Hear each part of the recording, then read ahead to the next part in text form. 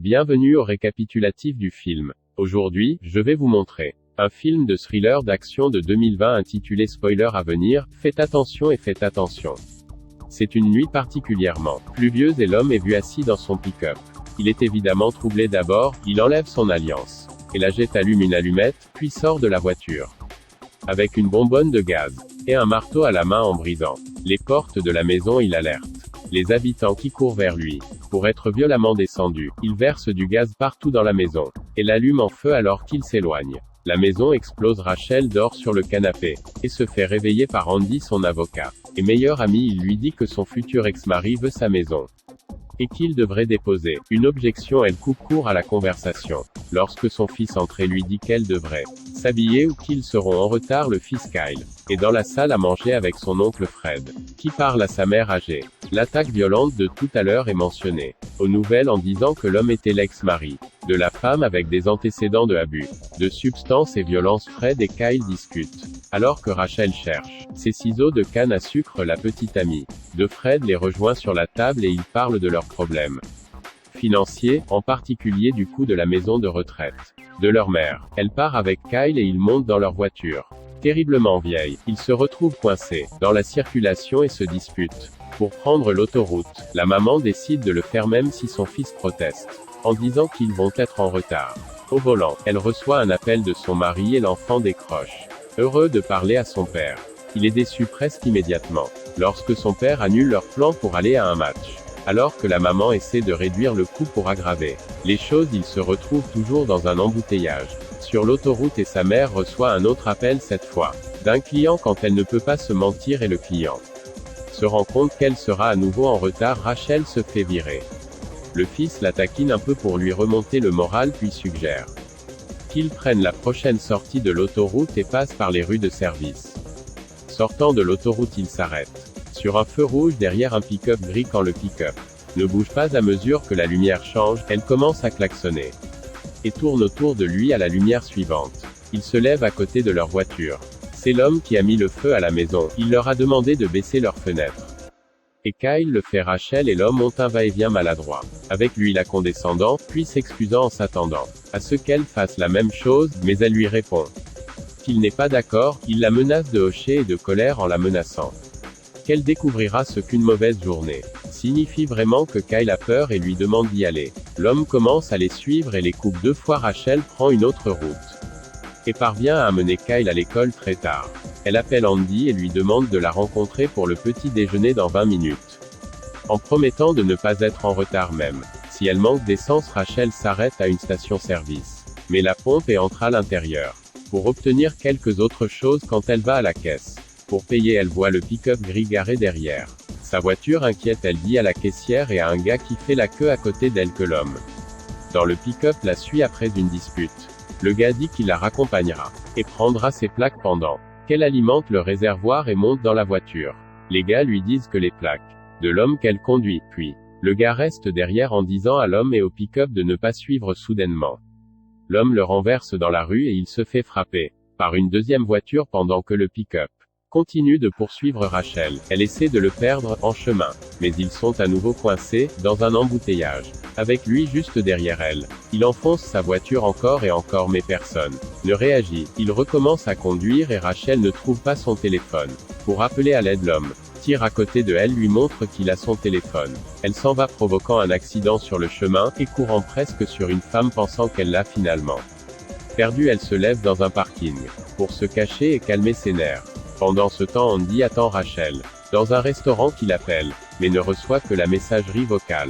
L'homme avec un pick-up entré se dirige droit vers Andy. Il lui ment et dit qu'il est un vieil ami de Rachel, puis s'assoit et lui discute. Il parle d'expériences effrayantes avec la rage au volant et du divorce de Rachel. L'homme défend son futur ex-mari et Andy devient mal à l'aise alors. L'homme ment et dit qu'il pourrait avoir Rachel au téléphone et il lui dit d'essayer et de lui rendre son propre téléphone au parking. Rachel cherche sa tablette quand elle entend soudainement sonner. Elle trouve un téléphone et décroche même si ce n'est pas son téléphone. L'homme donne son téléphone portable à Andy et il lui dit qu'il l'attend dans le restaurant avec un de ses vieux démons. Elle dit qu'elle ne connaît personne par le nom donné et il se retourne le téléphone à l'homme au moment où elle commence à parler de lui en l'appelant. Un psychopathe expliquant ce qui s'est passé. Il lui dit qu'elle doit vraiment s'excuser auprès de lui en personne. Ce qui avertit Andy que quelque chose ne va pas et il lui demande de récupérer son téléphone. C'est le moment où l'homme frappe Andy avec une tasse qui lui brise le nez. Tout le monde dans le restaurant se fâche mais personne n'aide. Quand l'homme claque la tête sur la table en le frappant, il met Rachel sur le haut-parleur et continue de lui parler, en lui demandant si Andy n'est vraiment que son avocat et son ami ou si elle trompe son mari avec lui comme le sien. Il dit à Rachel de dire ces derniers mots à Andy, alors qu'il l'étouffe et finit par le poignarder pendant que les gens du restaurant ne font toujours rien sauf filmer la situation alors que l'homme sort du restaurant. Il dit à Rachel qu'Andy est mort. Elle essaie de le supplier et s'excuse, mais l'homme ne la croit pas et accélère. L'homme l'appelle à nouveau depuis son propre téléphone, et commence à réciter tous les messages qu'elle a reçus, y compris celui de l'école de son fils. Il commence à jouer avec elle et à lui demander de choisir qui il devrait tuer à côté de sa liste de contacts. Quand elle refuse, il lui envoie toutes ces informations. Argent à son mari et menace de s'en prendre à sa mère et de brûler sa maison. Rachel se choisit elle-même, mais il n'accepte pas et demande un autre nom. Elle choisit le nom du client qui l'a viré. Il raccroche, et Rachel appelle immédiatement la police. Ils arrivent chez son client mais l'homme n'est pas là à la maison. Fred regarde ce qui s'est passé. Dans le restaurant aux nouvelles, il y a un bruit étrange venant de l'autre pièce et sa copine ne répond pas à ses appels. Il va la vérifier et sur le chemin il voit le parc de ramassage avant la maison. Les bruits continuent, et ça suit avec un couteau sous la main. L'homme apparaît tenant sa petite amie battue, et lui racontant ce qui s'est passé. Avec Rachel, il dit qu'il se sent insignifiant et que la seule chose qu'il lui reste est la violence et la vengeance. Alors il tue la petite amie de Fred et envoie ensuite à Rachel une photo de lui avec son frère. L'homme l'appelle à nouveau, et elle lui dit qu'elle a appelé la police, qu'il sait déjà. Il vérifie le traqué sur le téléphone de Rachel, voit qu'elle est devant l'école de Kyle et lui dit qu'elle a 3 minutes pour venir le chercher et partir ou il tuera Fred. Il dit à Fred de lui écrire une lettre lui reprochant la mort de sa petite amie tout en lui versant de l'essence. Pendant ce temps, Rachel fait sortir son fils de l'école alors qu'il s'éloigne. Elle rappelle l'homme en lui disant qu'elle est Kyle. L'homme lui dit de le mettre sur le haut-parleur, où il allumera son frère. Il fait lire à Fred la lettre qu'il a écrite disant que Rachel est responsable de tout ce qui s'est passé, et qu'il ne reverra plus jamais. Un autre lever de soleil. Soudain, un policier entre dans la maison, et l'homme se cache derrière Fred.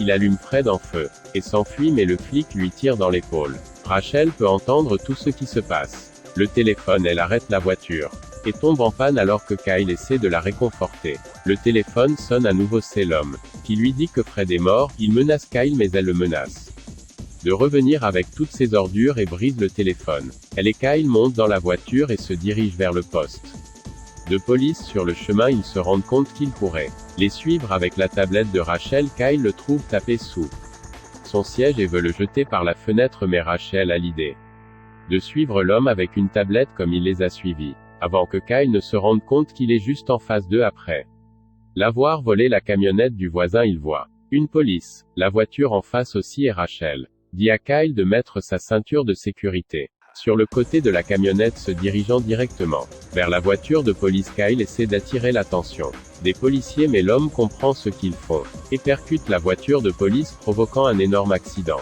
de voiture. Il continue de les suivre et de rattraper Kyle appelle la police depuis la tablette mais ils leur disent qu'ils ne peuvent rien faire pour aider la tablette à manquer de batterie, et ils sont laissés seuls. Rachel décide d'aller chez sa mère où le quartier est juste assez compliqué pour ralentir un peu l'homme. Elle accélère, et il suit causant des accidents de voiture sur le chemin. Elle parvient à le tromper et à le perdre un instant, juste assez longtemps pour se rendre chez sa mère et laisser Kyle à l'intérieur. Quand il y arrive, il active le bouton de panique de l'alarme puis obtient une lampe de poche et se cache à l'étage dans un compartiment secret. Pendant ce temps, l'homme se promène dans le quartier à leur recherche. Il voit la voiture et s'arrête pour prendre ses médicaments et se rassembler.